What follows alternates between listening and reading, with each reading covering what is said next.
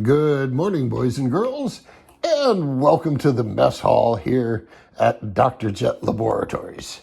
Yes, you're going to have coffee with the evil doctor.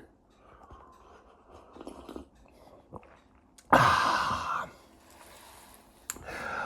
appreciate my viewers. Let's face it, this is a real small niche hobby, and I talk only about boats. I don't talk about airplanes. I don't talk about politics. I don't talk about cars. I don't talk about anything like that. I tend to focus on boats. So we've been talking about prop walk.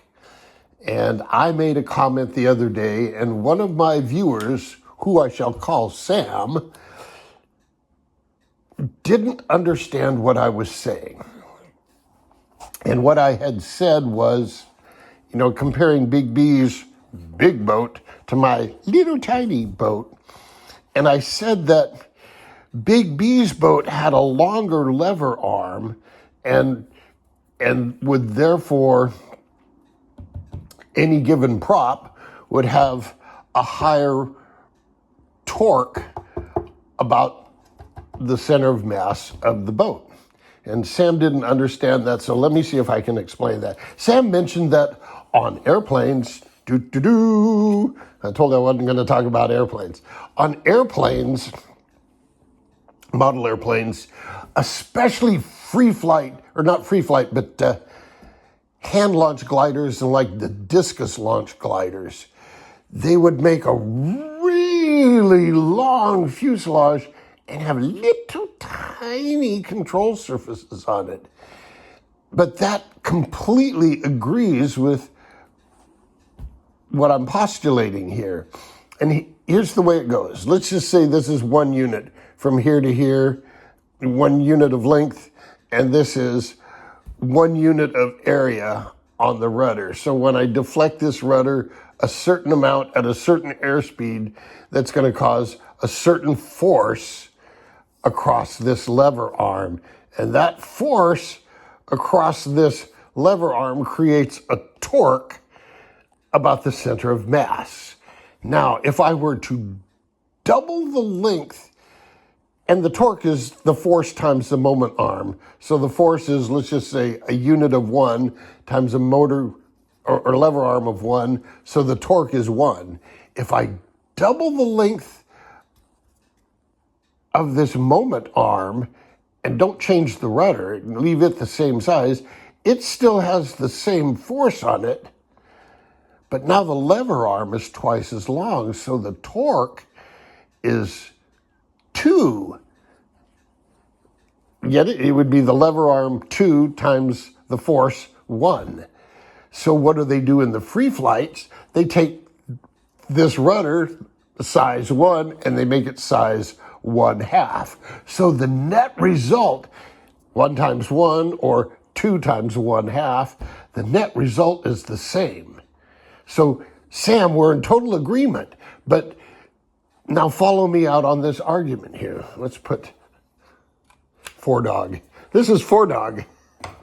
God, I had so many good flights in that thing. Now, back to Big B's great big boat, my itty-bitty boat.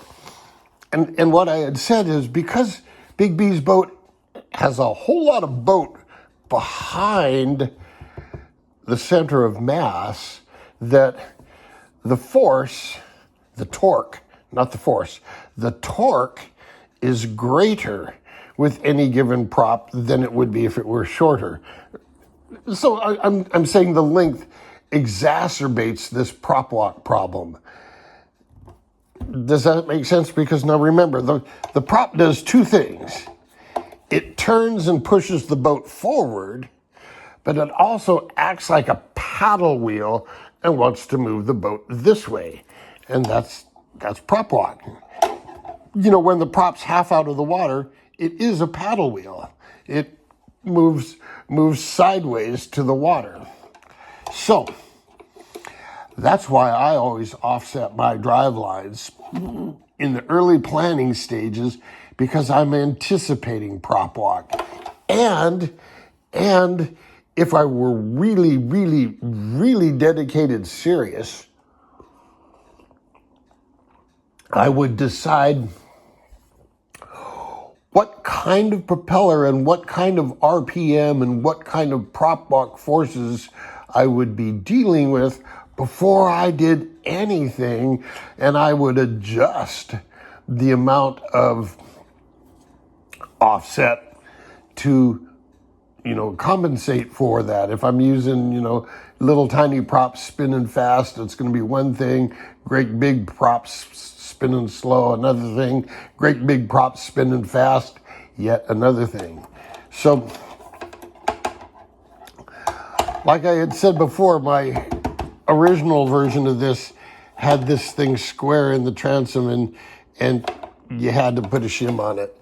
And that's a perfectly acceptable fix. And Big B's probably have to go there. He's got a point about the rudder, and he's got the CG thing was really really apparent in his videos.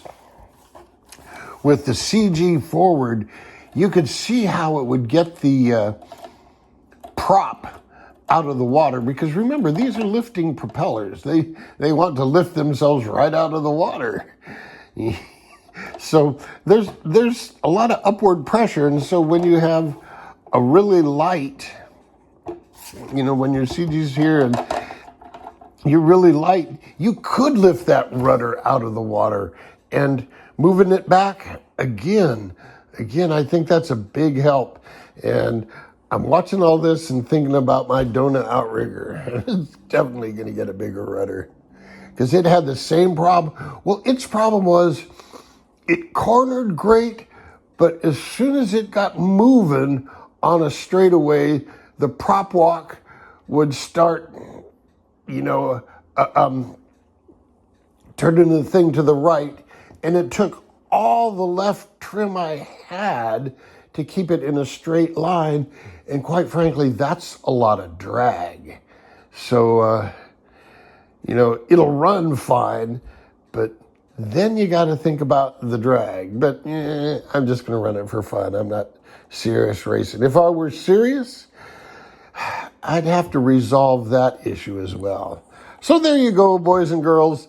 Just some wild ramblings about prop walk, about trying to explain myself to my viewers. Sam, if you don't pick up what I'm putting down, let me know, and I'll try to explain it some more. Until then, boys and girls, jet out.